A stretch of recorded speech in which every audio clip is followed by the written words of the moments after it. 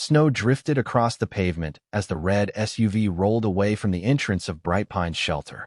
I stood in the cold with my hands shaking inside my worn coat. The volunteers near the door whispered among themselves.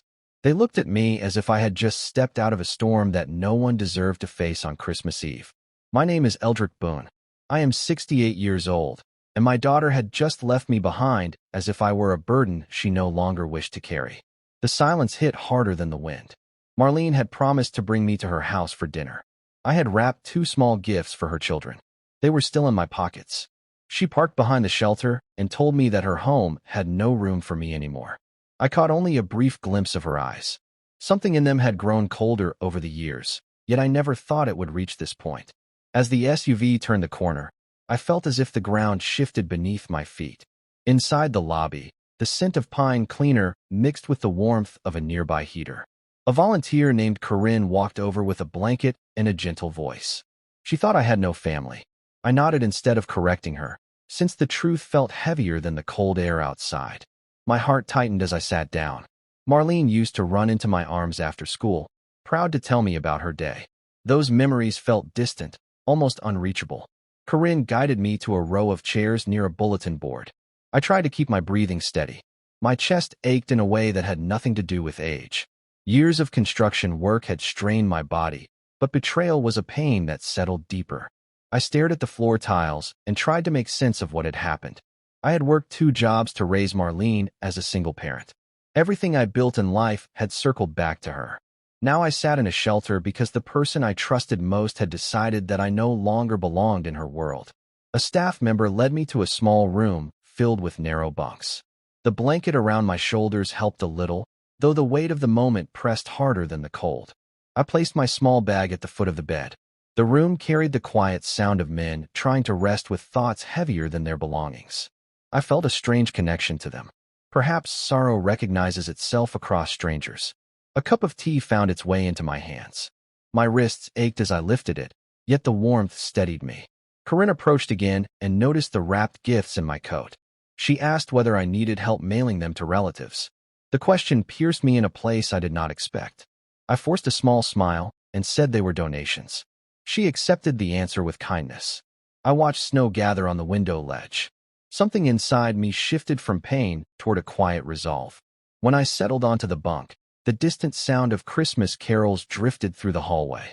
The contrast between celebration and abandonment sharpened my thoughts. Marlene had taken my house key 2 nights earlier. She claimed her husband Weston needed it to fix a pipe. I had trusted her completely. Trust can blind a person to signs that seem obvious later. Weston often hinted that older people belonged in care facilities. He said it casually, almost as advice, but now those remarks played back in my mind with new meaning. The central light switched off, leaving only a dim lamp near the door. I closed my eyes, though sleep refused to come. Marlene's voice echoed in my memory. She told me not to call her for a while because the holiday schedule was too chaotic. It felt rehearsed. It felt like someone preparing to disappear. A month earlier, I had received a letter from the state lottery office. They said a ticket I had purchased remained unclaimed and that my old account information matched their records.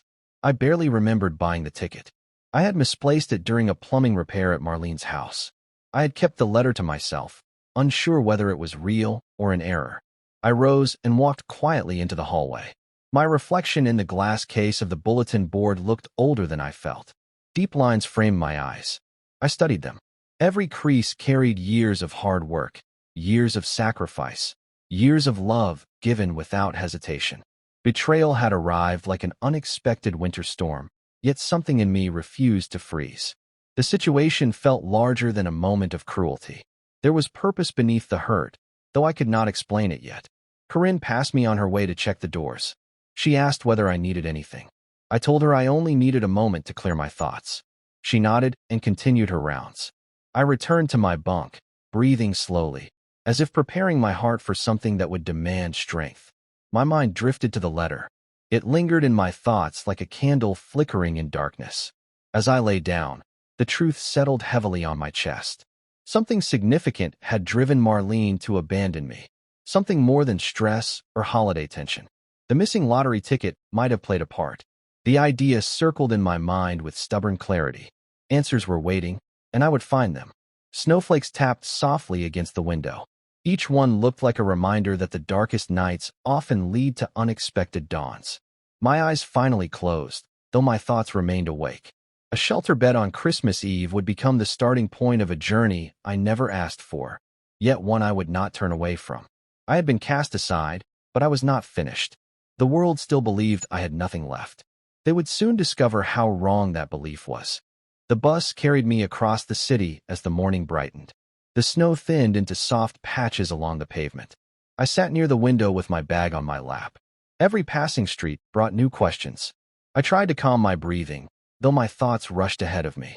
The lottery letter remained folded inside my bag. I touched it lightly as if it were an anchor. The truth waited on the other side of a holiday closure. I needed something to fill the time until the office reopened. That led my thoughts back to the one place that still belonged to me. My house. The idea unsettled me. The call at the shelter confirmed that Weston had entered my home without hesitation. He had spoken about preparing it. The meaning behind those words hung heavily in my mind. I decided to see the house with my own eyes. The bus turned onto a familiar road, and I pulled the signal cord. My stomach tightened as the vehicle slowed. When I stepped off, the cold air struck my cheeks, though the snowfall had eased. I walked toward the neighborhood where I had lived for more than 30 years. The quiet street had once held laughter from Marlene's childhood, along with weekend gatherings and barbecues. Those memories softened my steps as I moved closer. At the same time, worry carved itself deeper into my thoughts. My key was gone. Marlene had taken it. I planned to approach the house carefully. My boots crunched across the frozen ground. The sight of my porch came into view. My heart beat faster. A light glowed behind the living room curtains. The sound of faint movement came from inside. I stood still, listening. I recognized Weston's voice. He spoke casually, as someone rearranging furniture. The tone in his voice carried confidence that did not belong to him. I stepped closer to the window, keeping myself hidden behind a large shrub. I saw shadows moving across the floor. My old bookshelf stood half empty. Weston walked past it with a box in his hands. I watched him place it near the hallway. The sight sent a sharp ache through my chest. He had taken it upon himself to change the house I had built with my own hands. A car door opened on the other side of the house. I shifted slightly to see better. Marlene stepped out of her car with a folder in her hands. She walked toward the front door, glancing around briefly. Her expression looked tense, as if she were rehearsing emotions she had not yet chosen. I felt my throat tighten. The daughter I had raised approached my door with a seriousness I had never seen in her before. She entered the house, and the door closed behind her. Their voices blended faintly through the wall. I could not make out the full sentences, though I caught pieces. Weston spoke about preparing documents. Marlene responded with a shaky tone. My heart pounded against my ribs. I needed to hear more, but I could not risk being seen near the windows. I stepped back from the porch and stood beside a tall pine tree in the front yard. My breath formed small clouds as I waited. I watched shadows shift through the curtains. I saw Weston's hand lift the edge of a drawer. I watched Marlene pace across the living room. Something about her movements revealed fear. I had seen her frightened before, though this was different. This was the fear of someone who had committed herself to a choice she no longer felt confident in. A few minutes passed before the front door opened again. Weston stepped out, carrying a stack of papers. He loaded them into the car. Marlene followed him. She stood still for a moment and looked back at the house. Her breath hovered in the air. She pressed her hand against her forehead and whispered something I could not hear. My chest twisted at the sight. She looked troubled. It struck me that she might not be acting entirely of her own will. They returned to the car and drove away. The street fell silent. I stepped out from behind the tree. My home looked different, even though nothing outward had changed. The knowledge that Marlene and Weston had carried documents out of my house disturbed me deeply. My front door remained unlocked. I felt a jolt of pain as I realized that even the smallest signs of respect had been abandoned. I slowly approached the porch. I could not bring myself to enter without understanding what I might find inside. A part of me longed to walk through the doorway and reclaim the place where Elise and I had built our life together. Another part feared the discoveries waiting beyond the threshold. I stood with my hand on the doorframe, caught between love and dread. I stepped back instead. A neighbor named Cyrus emerged from his garage. He noticed me and raised a hand. He walked over with a cautious expression. He reminded me of someone who had something weighing on his mind. I greeted him softly. He glanced at the house, then leaned closer. He spoke quietly. He explained that Weston and Marlene had been at my house several times that week.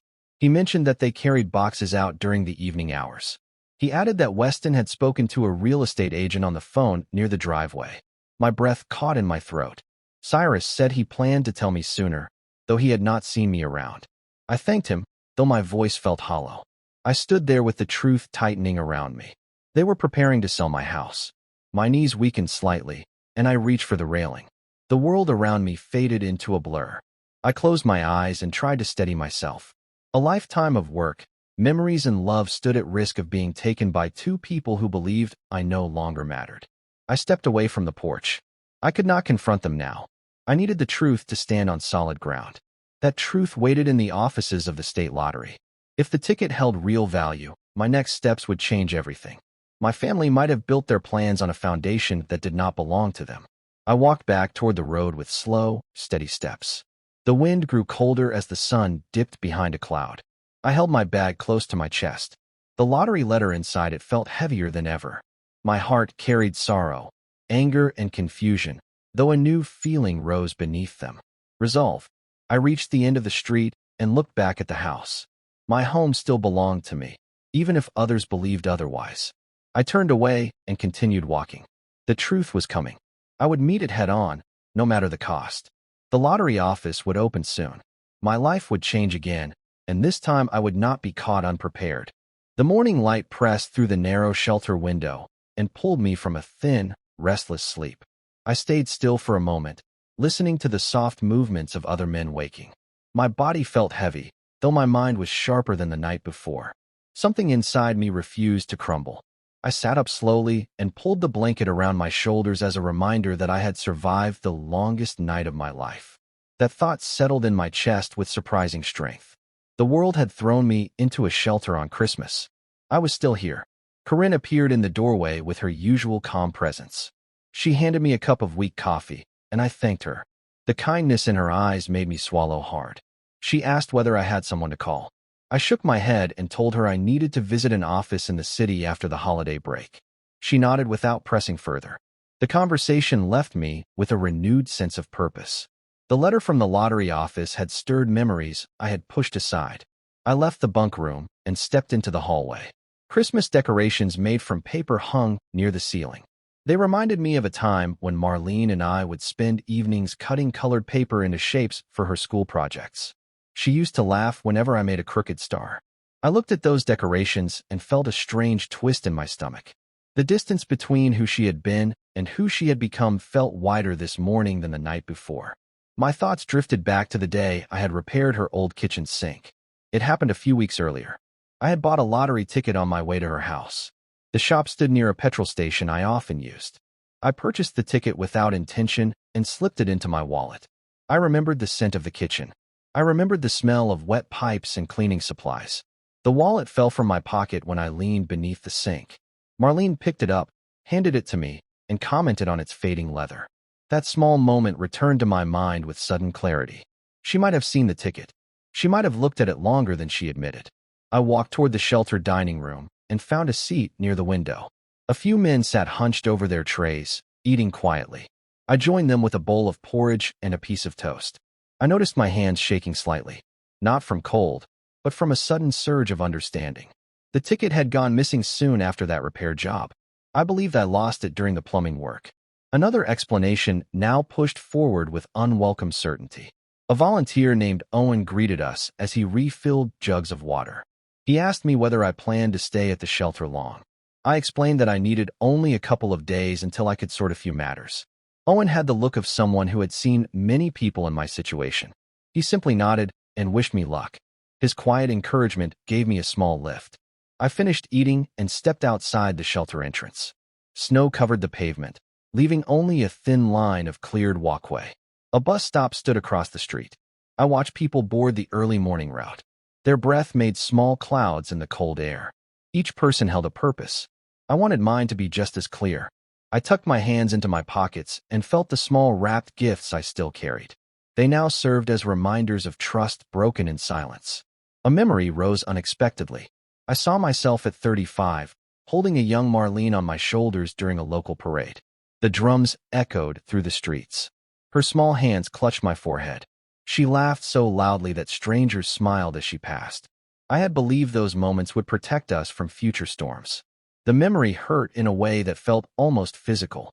I rubbed my chest and reminded myself that the man in that memory still existed. He had not disappeared simply because someone had stopped valuing him. I stepped back into the shelter when the cold grew sharper. Owen told me a social worker would arrive later to help residents with transport and paperwork. I thanked him again and returned to my bunk. I sat on the edge with my bag open beside me. Inside the bag rested the letter from the lottery office. I unfolded it slowly. Their request for confirmation sat at the center of the page.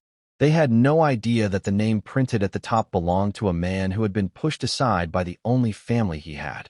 Reading the letter again strengthened a suspicion I had tried to ignore. The timing of Marlene's behavior aligned too closely with the disappearance of the ticket. Her sudden insistence that Weston needed my house key. Her urgency to move me out of my own home, temporarily. Her eagerness to control my belongings. My stomach tightened as the realization formed more solidly. Weston might have convinced her that the ticket had value. They might have tried to claim it quietly. The thought chilled me deeper than the winter air outside. I folded the letter and placed it back in the bag. The next step seemed clear. I needed to confirm the truth. The lottery office would reopen after the holiday. I would arrive early, stand in whatever queue necessary, and ask for information regarding the unclaimed prize. The idea filled me with equal parts fear and resolve. I had never sought wealth. I had worked to provide a stable life for my daughter. The possibility that a small slip of paper could alter everything felt unreal. The shelter grew louder as more residents woke. Conversations mixed with the sound of boots stomping snow from their soles. I sat quietly and allowed the noise to settle around me. Something remarkable happened as I listened. The shame I felt the night before began to lose its grip. In its place grew a slow, steady confidence. I had endured many challenges in my life. Raising a child alone, working long hours in harsh conditions, surviving loss and hardship. The betrayal I faced now was painful, yet it did not erase my strength. My thoughts drifted to my house. I wondered whether Marlene and Weston had entered it without permission. I wondered whether they had searched through my belongings. The idea unsettled me deeply. My home held memories of my late wife, Elise. She had passed away when Marlene was a teenager. I had kept her belongings neatly arranged, not out of sorrow, but out of respect. The thought of anyone disturbing those things pushed me toward action. I left the bunk room again and walked into the lobby. Corinne stood behind the desk, organizing documents. She greeted me with the same warmth she offered everyone. I asked whether the shelter allowed residents to make short phone calls. She nodded and pointed toward a small table in the corner. A phone sat on top of it. I walked over and lifted the receiver. My hands trembled slightly. I dialed my own landline to hear whether anyone answered. The line rang twice before it clicked. A familiar voice filled the silence. Weston. He cleared his throat and spoke to someone near him. He believed he had answered a call from a stranger. The sound of his voice made my stomach turn. He spoke casually, as if nothing unusual had happened. I did not say a word. I listened as he told someone that the house would be ready in a few days. Ready for what? I placed the receiver back onto the cradle quietly. My heart raced. The truth sat too close for comfort. I returned to the bench near the window and gathered my thoughts. Weston had changed the atmosphere of my home. His presence in that space without my permission confirmed that something unfair was unfolding. The knowledge strengthened my decision. I would not remain silent. I would not wait for answers to appear. I would pursue them directly. Snow drifted outside the window as I gathered my coat and stepped into the hallway again. Owen asked whether I needed directions to the bus stop. I nodded, though I was not entirely sure where I needed to go first. The shelter doors opened, and the cold air hit my face sharply. I breathed it in. The chill grounded me. The world outside felt uncertain, yet I walked forward with a sense of purpose I had not felt in years. My boots sank slightly into the snow. The bus stop stood ahead. A few people waited with their shoulders hunched against the wind. I joined them and held my bag close. The wrapped gifts in my pocket pressed lightly against my coat. Their small weight reminded me of the love I had carried into every season of my life. That love had survived too much to be erased by a single act of betrayal. A bus approached with bright headlights cutting through the snowy morning.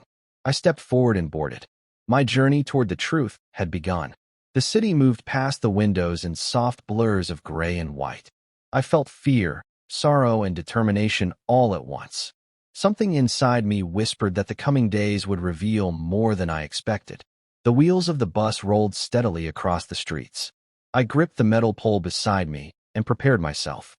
My life had changed overnight, yet I sensed the change had only begun.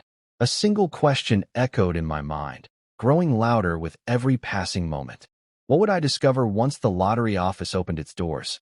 I reached the shelter again before noon and stepped inside to escape the rising wind. The warmth hit my face, bringing a brief sense of relief. My body ached from the long walk through the neighborhood where I had watched Marlene grow up. The memories clung to me like the cold on my coat. I took a deep breath and found a seat near the window. My thoughts moved steadily back to the matter weighing on my heart.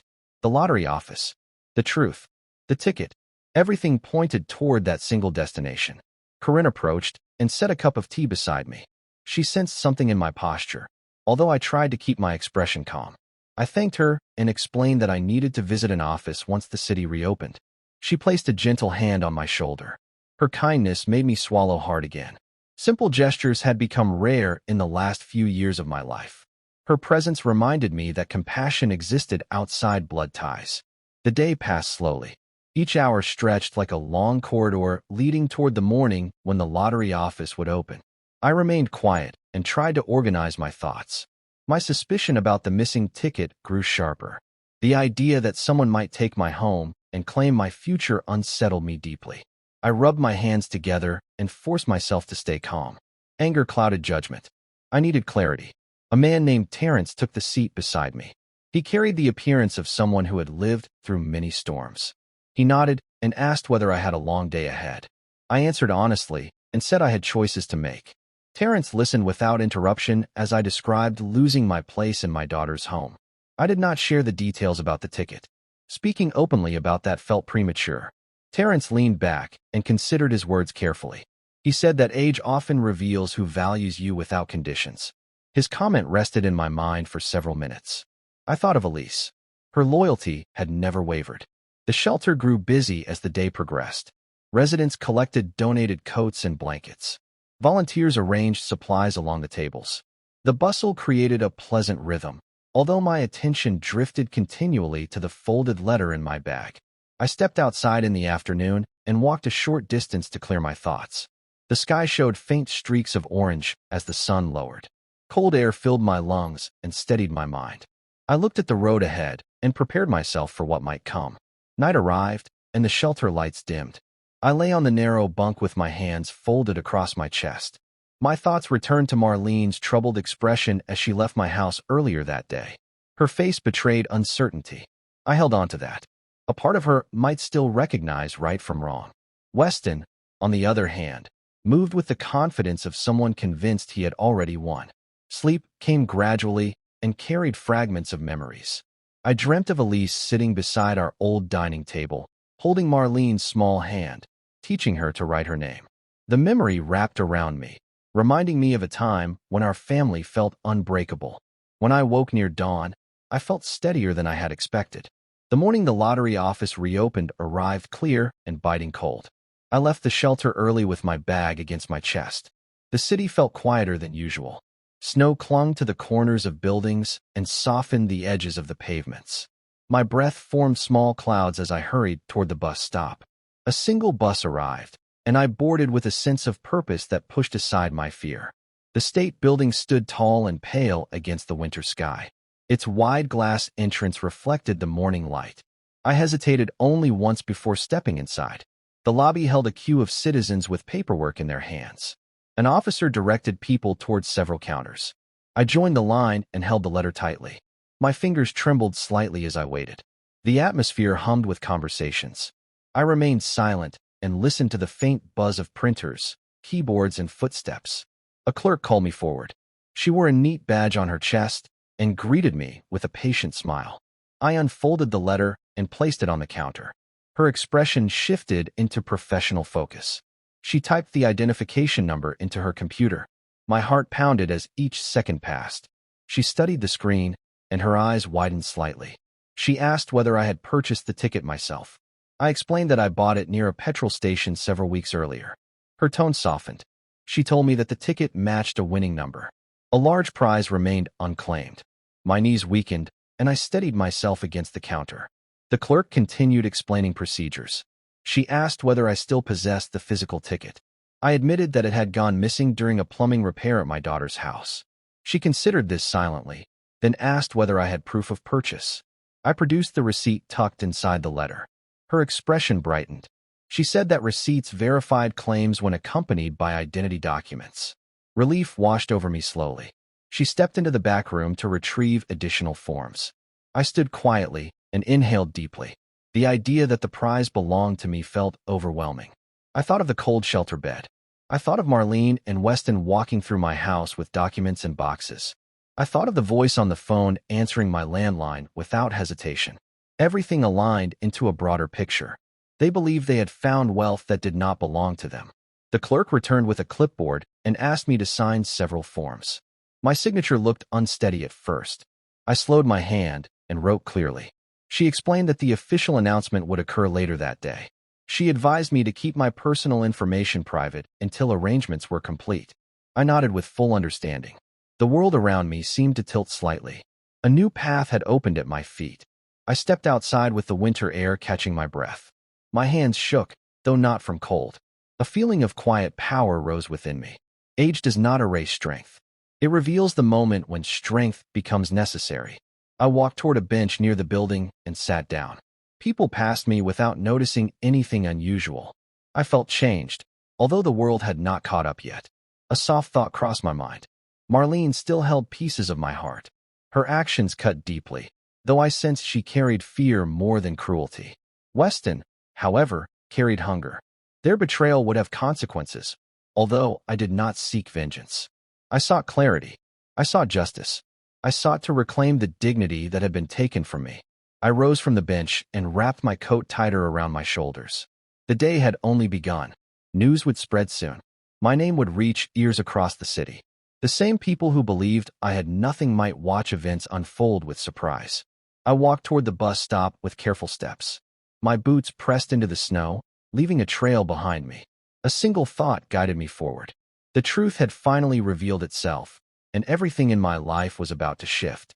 I returned to the shelter before noon with the cold biting at my cheeks. The walk from the bus stop felt lighter than the day before, although I tried to hide the change in my expression. The truth inside my pocket carried weight beyond anything I had ever imagined. I stepped through the shelter doors and nodded to Corinne at the front desk. She greeted me with her usual warmth, though she noticed something different in the way I stood. I carried myself with calmness that had not been present when she first met me. She did not ask questions, and I appreciated that silence more than she knew. My bunk felt familiar as I placed my bag beside it. My hands trembled slightly as the morning replayed in my mind. The confirmation from the lottery office echoed in my thoughts. The prize was real. The receipt held weight in the eyes of the officials. A lifetime of quiet struggle had led to a moment that no one in my life could have predicted. I sat on the edge of the bunk and breathed slowly. Everything inside me stirred with relief, fear, and gratitude. The shelter buzzed with afternoon activity. A television mounted in the dining area played a news broadcast. I walked toward it, expecting the usual holiday stories. The screen displayed a list of unclaimed lottery prizes. The newscaster mentioned that the state had confirmed a winning ticket purchased in the Northern District. My heart kicked hard against my ribs. The reporter explained that the office had begun the verification process earlier in the day. I watched the screen closely. The details matched the information in my letter. A murmur rose among the residents. One man commented that he wished he had bought a ticket that week. Another joked that the winner was probably sitting in a warm house counting the hours until the money arrived. I remained still, observing the room quietly. No one looked at me. No one suspected the truth. A sense of disbelief washed through me. Life had shifted so quickly that my mind struggled to keep pace. I stepped back into the hallway and leaned against the wall. My pulse still raced with excitement and confusion. I closed my eyes and pictured Elisa's face. She always believed that kindness found its way back to those who offered it without condition. The thought of her steadied me. I wished she could have seen this moment. I wished she could have held my hand as the world opened into something unexpected. Owen approached with a clipboard in his hands. He asked whether I planned to stay another night. I hesitated only briefly before telling him yes. He gave me a reassuring nod. His simple kindness reminded me of the importance of grounding myself before taking the next steps. Wealth could change circumstances, yet stability came from clarity of thought. I returned to my bunk and settled onto the mattress. My breathing grew calmer as I rested against the thin pillow. Later in the afternoon, I walked outside to clear my head. Snow melted into thin patches along the pavement. Cars passed by with holiday decorations still clinging to their roofs. The sound of children laughing echoed from a nearby playground. I listened to the familiar rhythm of the city and felt a warmth rise within me. My life had been shaped by years of sacrifice. The reward unfolding before me felt both miraculous and humbling. The sky held a soft blue glow. I sat on a bench near a row of bare trees and watched breath drift from my lips. A woman walked past with a dog tugging at its leash. She offered a brief smile. I returned the gesture lightly. Moments like that reminded me that the world still contained small kindnesses, even when family ties faltered. I placed my hands in my coat pockets and closed my eyes briefly. A sudden buzz of phone notifications sounded from several people nearby. I looked around, unsure of the cause. The shelter entrance opened as Corinne stepped outside, holding her phone with a surprised expression. She approached me and spoke quietly. A news station had just broadcast that the verified winner of the large, unclaimed prize was a man who had recently contacted the office. They remained cautious about naming him, although they confirmed his age and district. Corinne glanced at me with curiosity. Her voice held gentle concern as she asked whether I felt well. My silence made her eyebrows lift slightly. She did not press the matter. She simply placed a hand on my arm and told me to rest inside. The hallway felt warmer when I re-entered the shelter. Conversations about the news filled the dining room. I walked past them without turning my head. My thoughts grew sharper. The world outside still believed I was an old man with no family and no future. The truth now pulsed beneath the surface, steady as a drumbeat.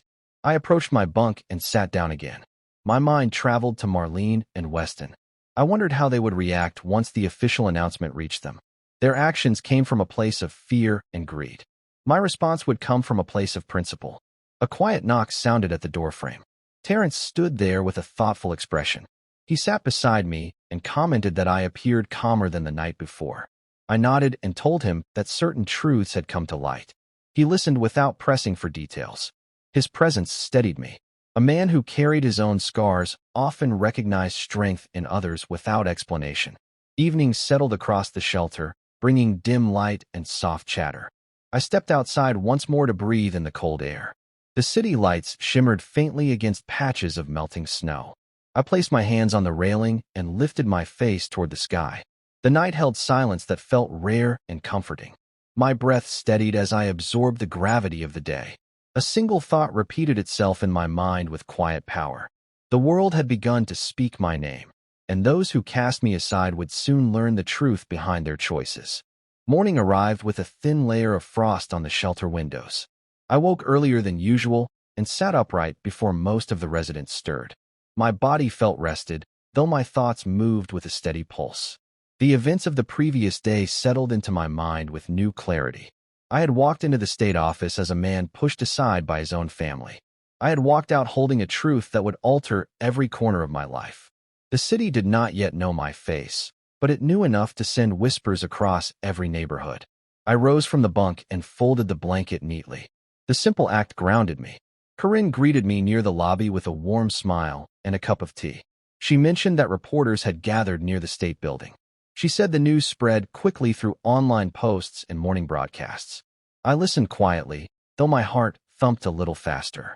The world had begun searching for the winner, unaware that he sat in a shelter with a modest coat and worn boots. I carried my tea to a small corner near the window. The morning light stretched across the floor. The warmth of the cup eased the tension in my fingers. Several residents murmured among themselves about the mystery winner. Their excitement filled the room with energy that felt both distant and familiar. I remained silent. The truth left me with mixed emotions. Joy for the change ahead, sadness for the betrayal behind me, relief that life still offered unexpected turns. A soft vibration came from the television on the opposite wall. A reporter stood outside the state building with a microphone in her hand. She explained that officials confirmed the winner was an older man from the Northern District.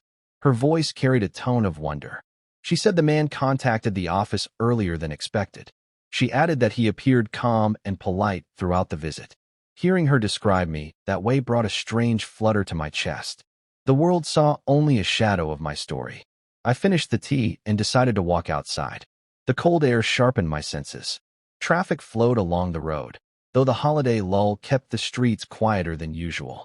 I tucked my hands into my pockets and walked slowly toward the nearby block. Each step felt steady, as if guided by a purpose that had been waiting for the right moment to reveal itself. I reached a bench near a small park and sat down. Children played nearby. Their boots crunched on the frozen ground. Their laughter floated through the air with effortless lightness. I watched them for several minutes. Their innocence stirred something inside me. I wondered whether Marlene had ever told her children the full story about her upbringing. I wondered whether she had painted me as a burden rather than a father who spent decades lifting her into the world. My breath drifted into the cold air as I remained still. The truth inside my pocket felt heavier with every passing moment. I opened my bag and touched the envelope again. The edge of the paper felt crisp. The confirmation from the office had changed everything. I folded the envelope gently and placed it back in the bag. The time for decisions drew closer. A question rose in my mind and refused to fade. Should I contact Marlene before the announcement reached her? The idea unsettled me. I loved her more than she understood. I had given her every piece of myself. Yet her choices had placed my home, my belongings, and my dignity at risk. Weston's intentions seemed clearer than ever. He moved with confidence rooted in self-interest. Marlene remained harder to read. Fear guided her steps, although greed pulled at them too. The park grew livelier as more families arrived. I stood and walked back toward the shelter. A sense of anticipation hung in the air like the weight of an approaching storm. I entered the lobby and found Owen speaking with a visitor. When he finished, he approached me and said a few people outside asked whether the winner had passed through the shelter recently. I felt a jolt of surprise. Reporters had begun searching beyond official locations. Their curiosity pushed them toward every corner of the district. I thanked Owen and walked toward the bunk room. My mind raced with possibilities. I needed time to think. I needed distance from the noise forming around the story. I sat on the edge of my bunk and clasped my hands together. My thoughts drifted back to Elise once more. She always believed that truth revealed itself at the right moment. She would have urged me to protect my heart, yet she would have reminded me not to close it completely. Voices rose in the hallway. The broadcast shifted into an urgent tone. I walked toward the dining room and joined a small group gathered around the television. The news station displayed my district and a brief description of the winner. They mentioned the shelter. My pulse skipped. They explained that an elderly man had been seen arriving there on Christmas Eve under unusual circumstances. Their speculation grew sharper. The story had shifted into something larger than a prize. It had become a human tale that captured the attention of the entire city. Several residents turned toward me with puzzled expressions. I did not move. I stood quietly, letting the moment settle. The broadcast continued. The reporter suggested that the unidentified winner might have faced hardship before his visit to the office. She said the public hoped he would receive support and respect during the transition into his new life. The word struck me with unexpected force. Respect.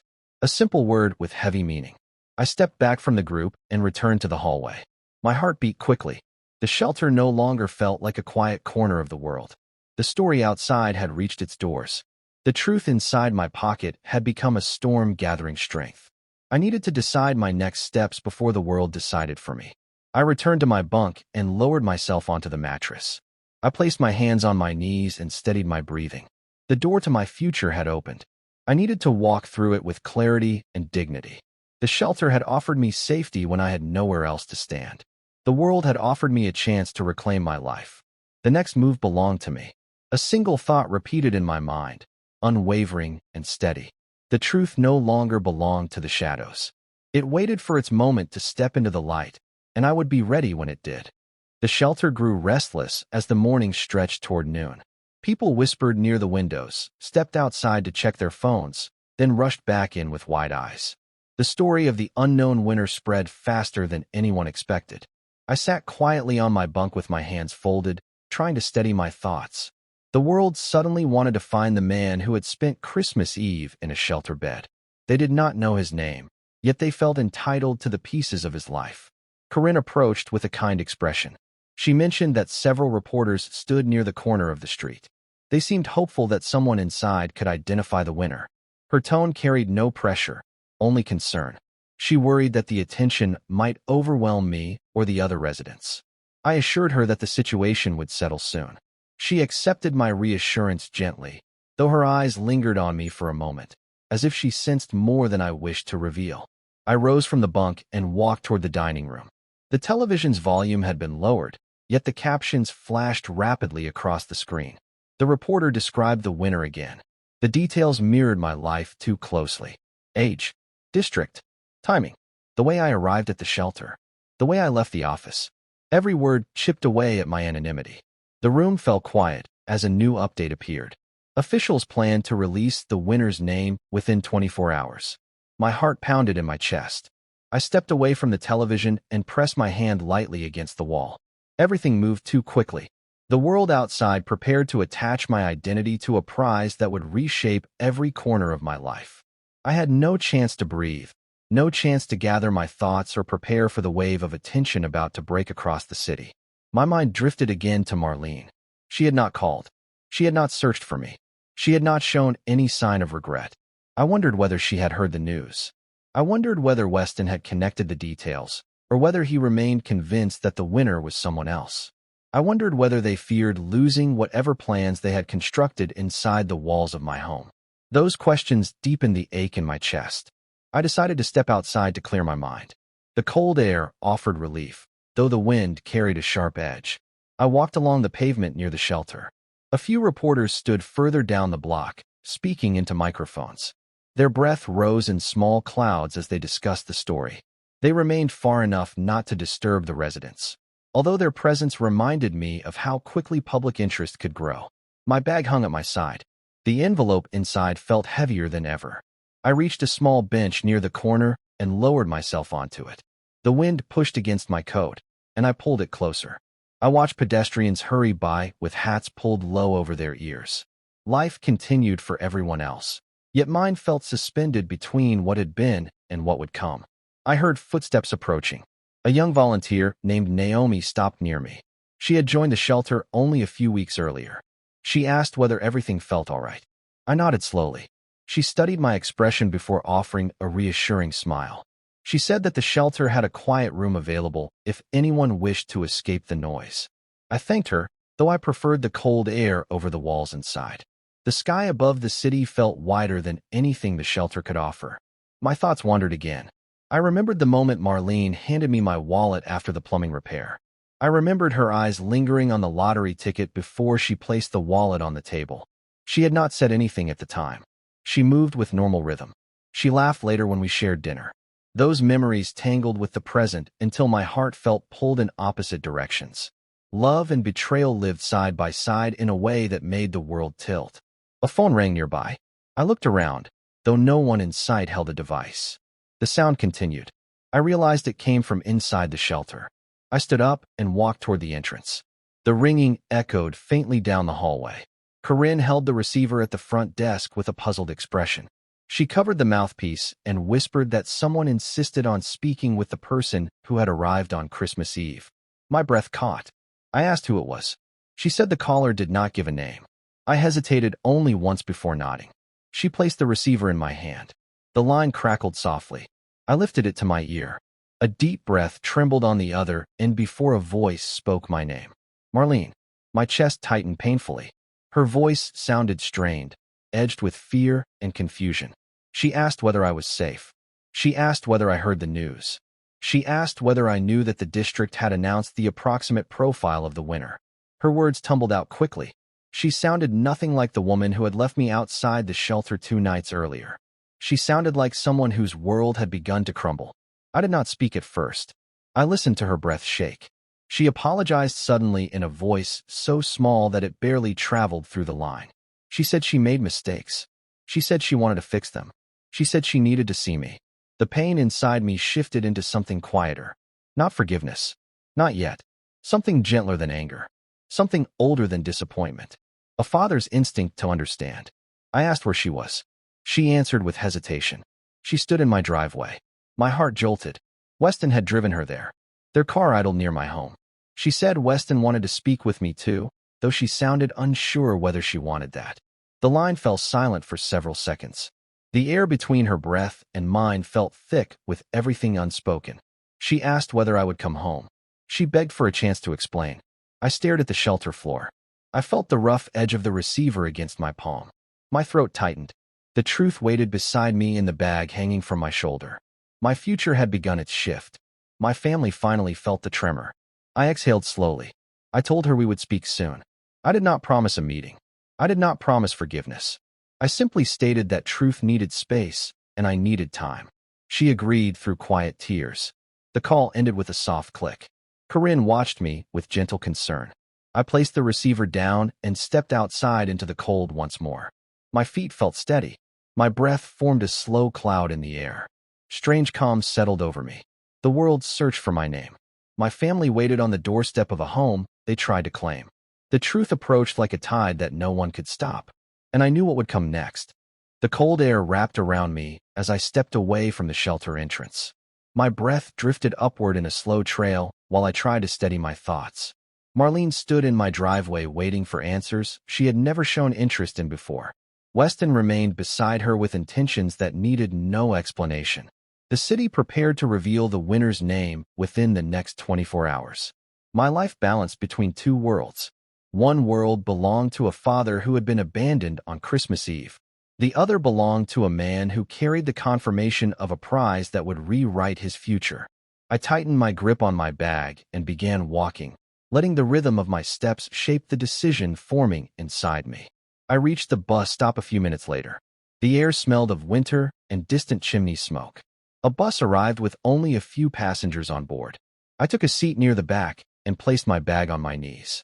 My reflection glanced back at me from the window.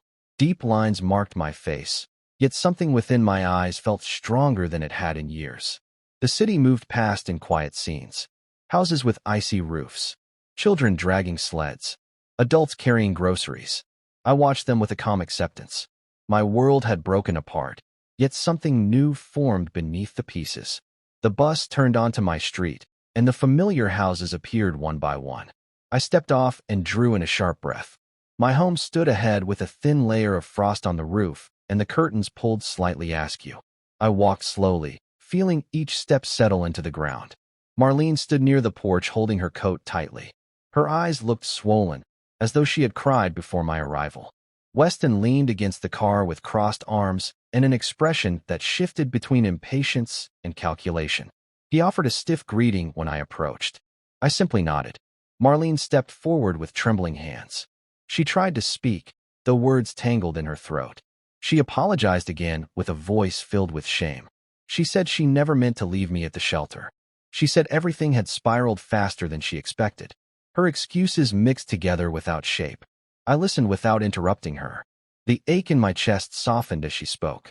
She looked like a child again, frightened and unsure of her choices. I waited until her voice quieted, then asked her one question. Why? She hesitated, and the truth spilled out slowly. Weston had convinced her that the ticket held value. He had whispered that the future could change if they acted quickly. He had said that my age and limited resources meant I would not manage the winnings wisely. He had told her that selling the house and taking control of my belongings would protect their family. She admitted that she believed him at first. Her voice cracked when she said she felt trapped later, though shame kept her silent. I turned my gaze toward Weston. He stood straighter as if preparing a defense. He claimed everything had been a misunderstanding. He said he only wanted to help. His words sounded polished, shaped for his own benefit. He insisted that any actions taken were meant to secure stability. I listened without showing anger, though disappointment settled heavily inside me. His confidence revealed that he still believed he held an advantage. I told them I had visited the lottery office. I told them the receipt validated the claim. I told them the officials confirmed the prize. The color drained from Weston's face. Marlene covered her mouth with both hands. I did not raise my voice. I did not scold them. I spoke with a calmness that came from truth rather than pride. The weight of their actions shifted onto their shoulders in that moment.